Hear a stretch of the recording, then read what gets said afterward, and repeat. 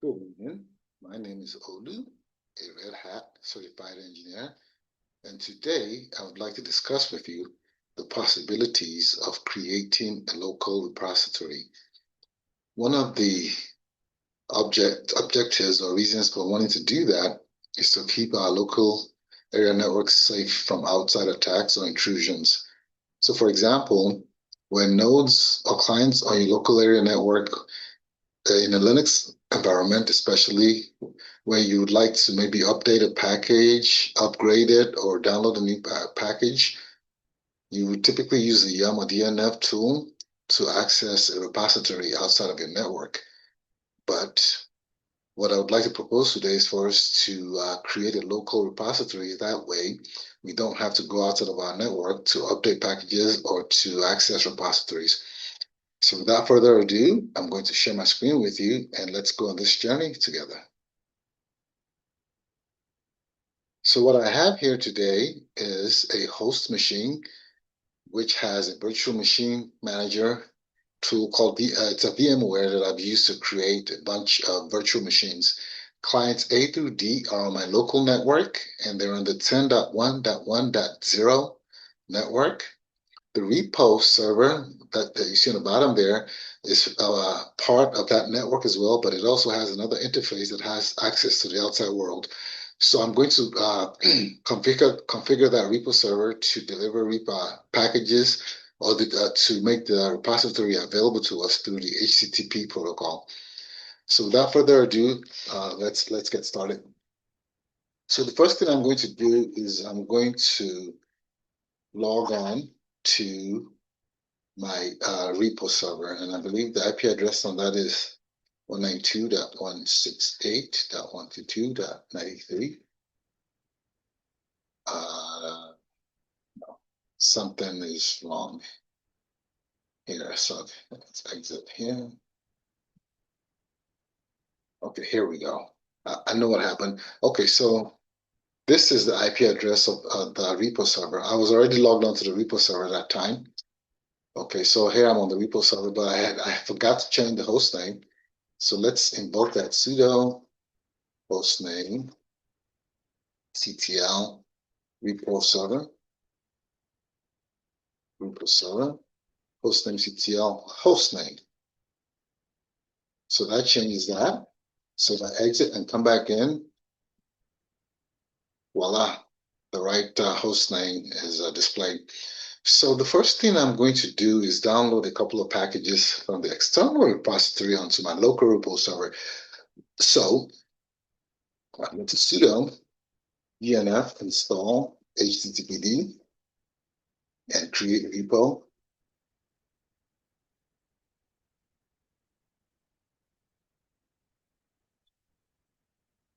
It would help if I spelled it correctly. Okay, there we go.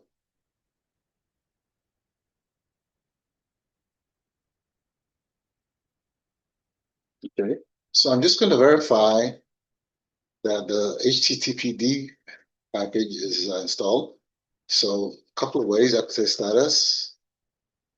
Let's do this first. Let's go RPM QI HTTPD. That will tell us. So we do have it installed. Is it started and running? Let's see. Status HTTPD.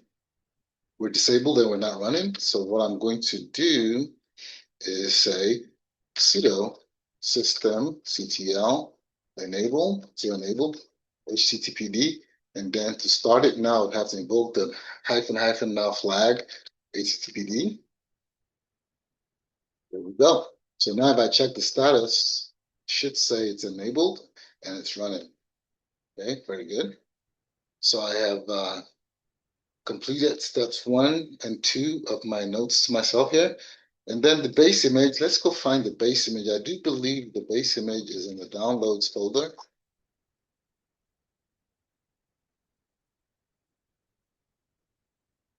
Okay, so so what I'm going to do is I'm going to mount that onto another directory structure. So let's see what I have two block devices, VDB1 and VDB2. I don't have a lot of room on this machine because I've installed, done a lot of things on it. So that's why I'm using external block devices. So what I'm going to do is I'm going to create a directory called base image. Let me call it CentOS image. Okay. Let's see who that belongs to. ls minus CentOS image, ls minus ld, and it belongs to Olu, so I have access to it. I have read access to it, but I don't have write access to it. That might be a problem, but we'll see. So next thing I'm going to do is I'm going to say sudo mount downloads CentOS to CentOS image, I think. Okay.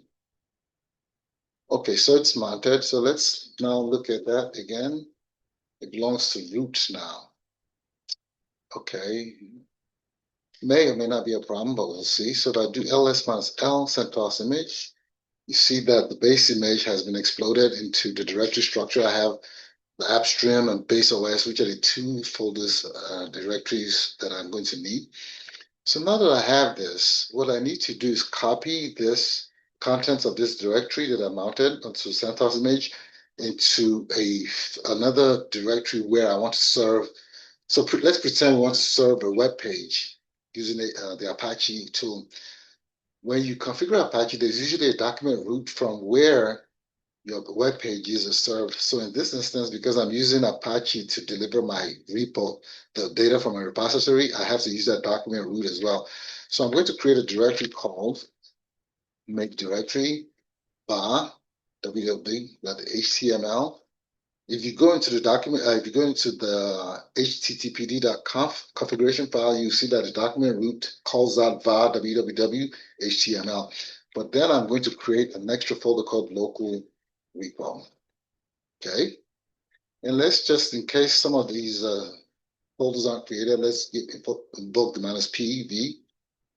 Okay, so that's that.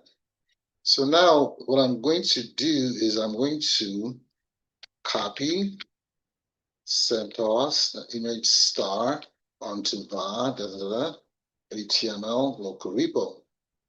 So not quite. Let me copy this so I don't have to type it yet. This is also a large file, so I'm going to mount it. I'm going to mount the bar directory onto the other block device. And it looks like I actually didn't have to do that. Okay, so let's see. We have the XFS file system. So what I'm going to do is I'm going to sudo mount device vdb1 onto var www.html local repo. So that should give us about 14 gigabytes of space of room. So now if I do ls block again, I'm mounted and I have 14 gigabytes available to me.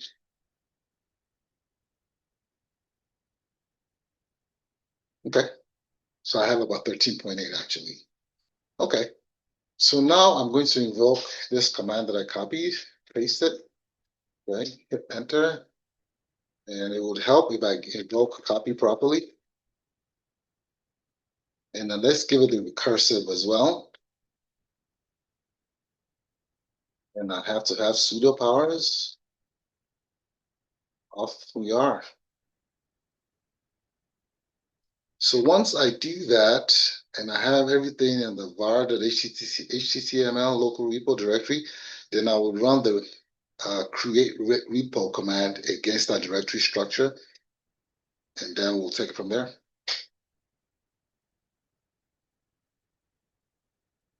So here we play the waiting game. It's about that base image in itself is about 12.8, 12.9 gigabytes. So it will take about a minute or so, maybe a minute and a half to get this installed. I mean, copied over. And don't forget, we have to dig. I invoke the -r, which is recursive, which says copy files that are also within directories that are within directories.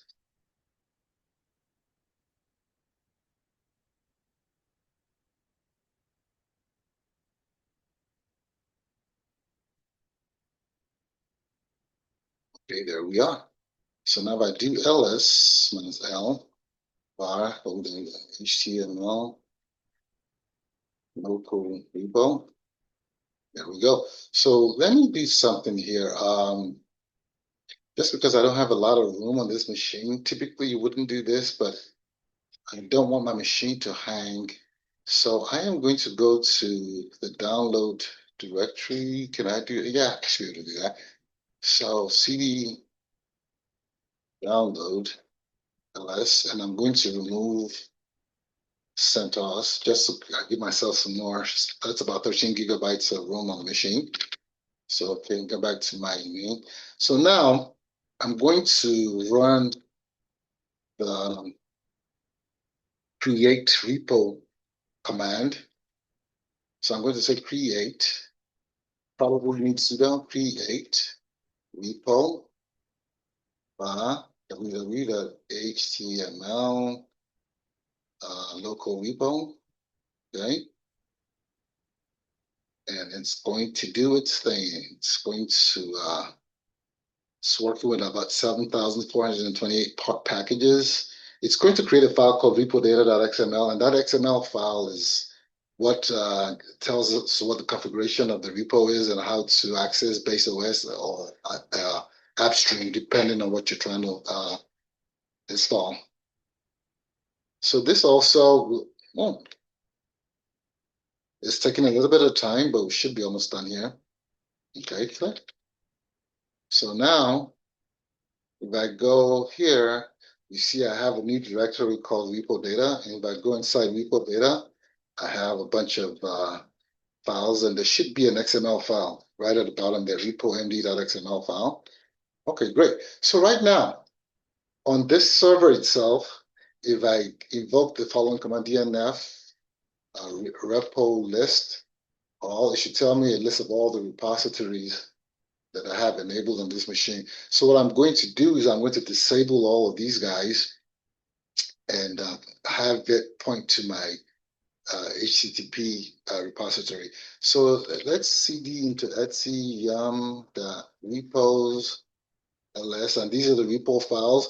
So what I'm going to do is I'm going to move CentOS.repo to CentOS.repo.backup and another root user.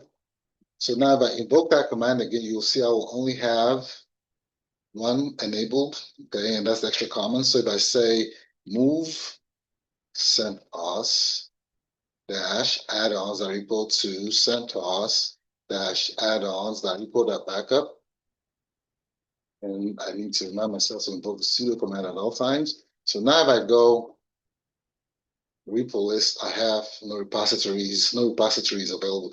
So let's say I wanted to install MariaDB or maybe even Redis. If I type sudo dnf install Redis, there are no enabled repositories. So how do we fix that? I have to create my own repository files now. So this is what I'm going to do. I'm going to go inside. I'm going to say, let me just go inside CentOS.repo.back, and let me copy these guys. Okay, I'm going to just edit one of these and use it to create my new repo file. So if I say vim CentOS.repo, no, let's call it olu.repo. Then I can say paste. And then what I'm going to do is I'm only going to have the AppStream and the base OS proper enabled. Okay, so now if I'm going to edit this, I'm going to call this Olu base OS, and I will change this to Um,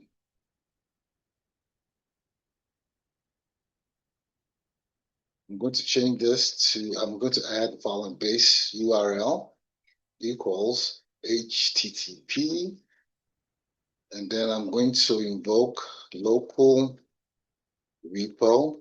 I mean, I have to tell the IP address first. So the IP address of this machine on the local area network is 10.1.1.10. Okay. And then local repo. So it knows to go to the document root, the directory structure that the document root calls out, which is var www html, and then it's going to go look for local repo and then base OS. GPG check, we're not going to do that. That's not part of what we're trying to learn today. But it's if you were going outside of the network, that might not be a bad thing to do. So for this one here, what I'm going to do is I'm going to delete everything, copy this, paste it here, and then make some changes to the base URL. So I'm going to call this app string, UPG check 0, enabled 1. Okay, so now, I didn't come in as a root, someone with root access. So what we're going to do is exit this, invoke sudo, paste, then run sudo DNF clean all just to clean the cache, DNF cache, turn all files removed. So now if I invoke that same command, repo list all, I have Olu base OS and Olu app stream enabled. So now I should be able, remember I wasn't able to download Redis, so if I invoke this command again, install Redis, status code 403, we're not able to access that directory.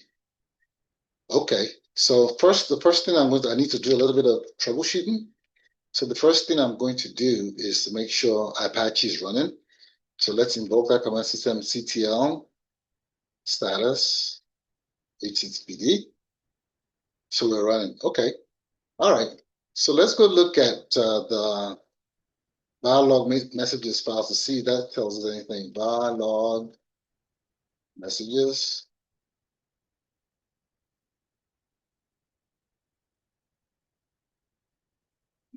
This is looking like an SC Linux issue. SC Linux is preventing user espionage from getting access on the file. Okay. All right. So in order to, I have to, so the purpose of this this session we're having is really to just talk about repositories and not talk about SC Linux. So I'm almost tempted to just disable SC Linux. So if we go here, so if I type the following command, get enforce, it tells me the status. So SC Linux is enforcing at this time.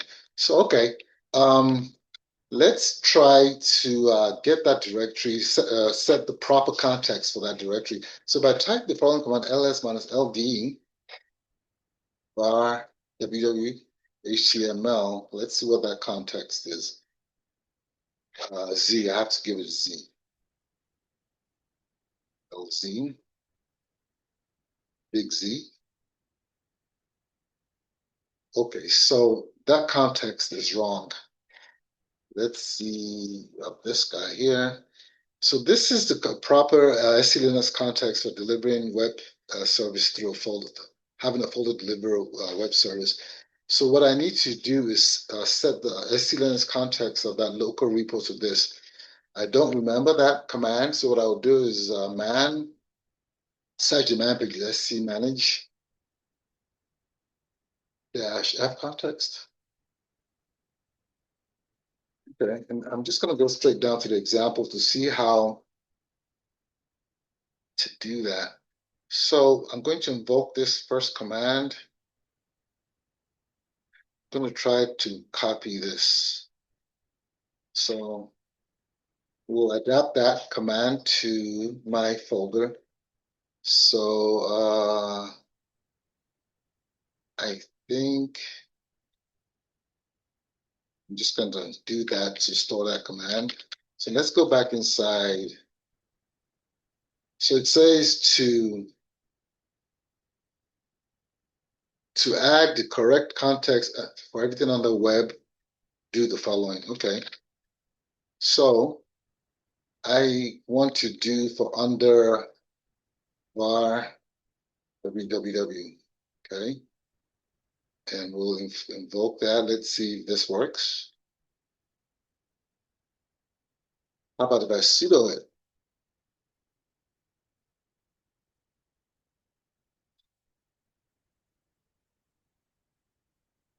So if I invoke ls minus lz, where are we at?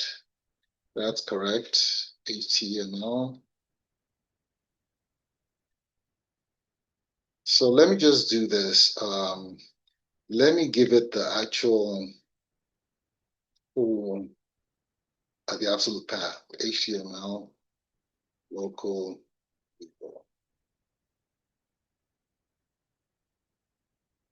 Okay, so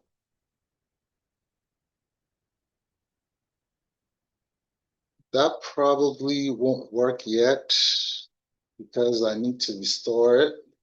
There's another command that I need to run. So if I go back to the man pages, and I'm only going to, this is not an SE Linux video, so we'll just give it a couple of shots. If we can get it to work, then we'll do it. HTML, I mean, var. Okay.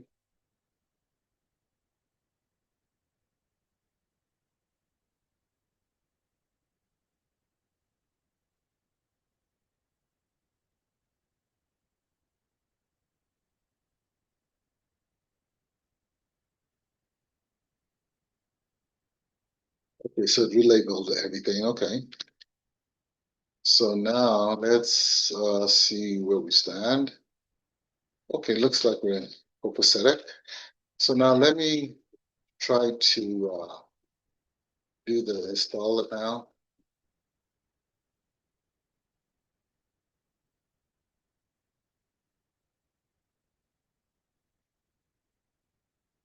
Ah, SC Linux is allowing us in. So now if I run RPM minus QI, Redis, the package is installed. Okay. All right. So this is for the, I've created a local repository that the local repo server itself has access to. But what I would really like to do is give access to clients A through D. So by secure shell into client A, who's 10.1.1.1, B is 2, C is 3, D is 10.1.1.4. Okay. IP address 10.1.1.1. So if I invoke the command dnf repo list all, there's nothing there. Do I still have, no, I don't. Okay, so let's go back in here and copy. Well, let's see if I can remember. Let's see. We'll give it a shot. I want to create a repo file again. So if I go cd etc yum.repos.d ls. So what I can do is say sudo vim olu.repo test. Okay. Yeah. Yeah, I don't remember any of that. So let's save this and just go vim CentOS.repo. So I'm just going to copy this guy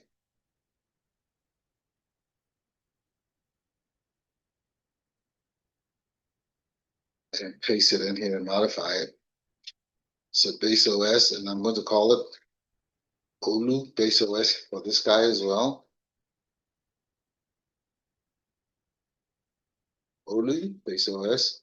I'm going to change this to base URL.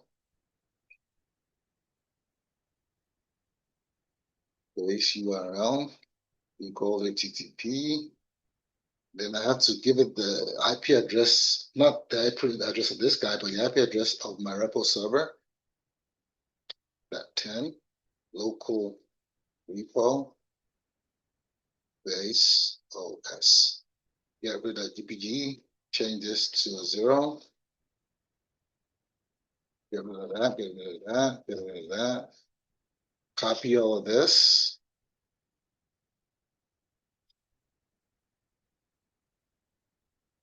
Paste. Change this guy to app stream.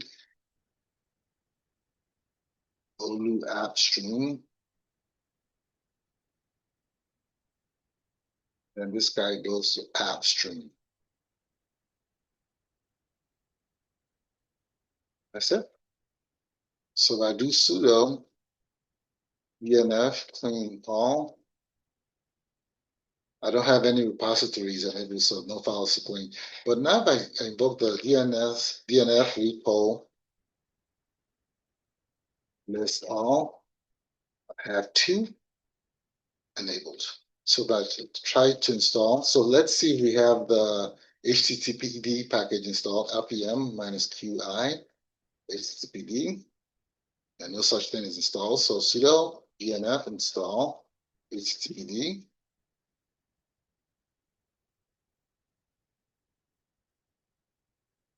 And we can't connect, no route to port 80. I know what the problem is. So I come here. Let's take a look at the firewall. Firewall dash command dash dash list dash all.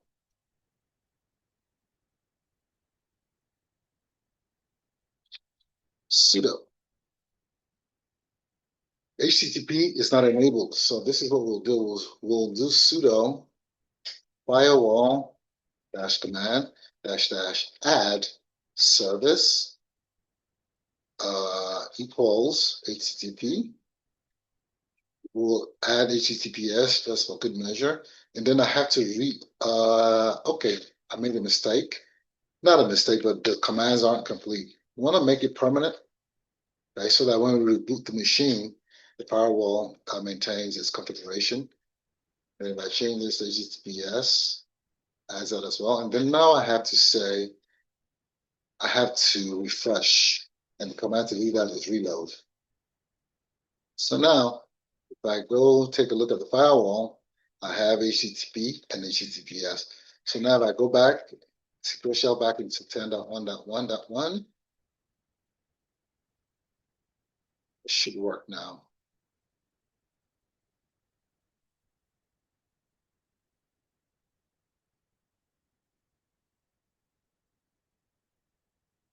There we go.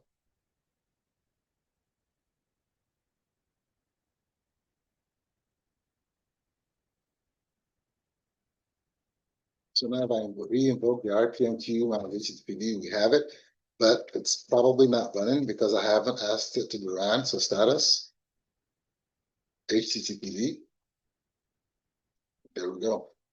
So here's the deal, guys. I have 3 other machines here that I want to do the same things to, but I think it would be good practice. Let's just say, for example, this was a local area network that had 100 machines or maybe 500 machines.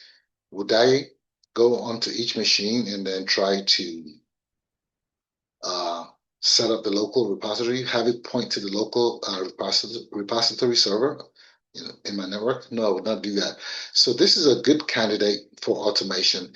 In my next video, I'm going to use Ansible automation environment to configure the other clients on the same network. I may actually add a few more nodes, maybe 5 more nodes or so, just to show how all of that works. So once again, thank you, folks. I have really enjoyed this time, and I hope you learned a lot today. Have a great day.